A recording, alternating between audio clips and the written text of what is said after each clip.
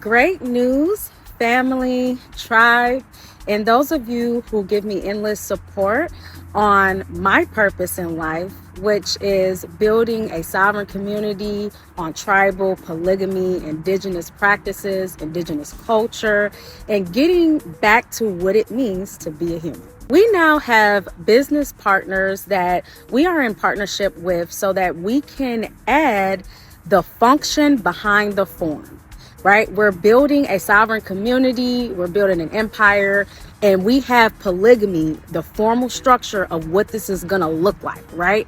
Because the human tribal relationships is the foundation. So you get no community without it, right? Okay, we understand that. Now, let's get the function here.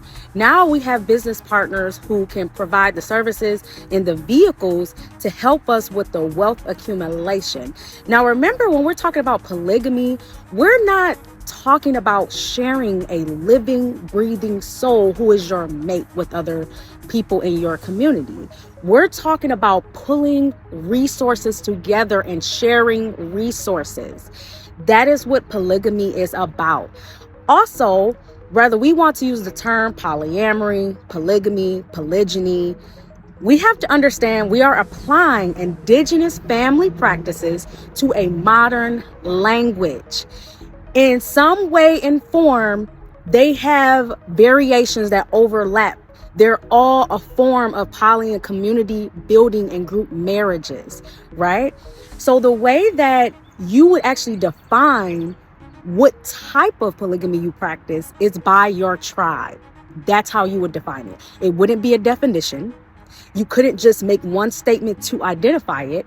A person would go and observe it from your tribe. That's how you would define what type and how you actually practice your polygamy. Marcus Garvey had a famous quote that he stated, "It takes money to build an empire."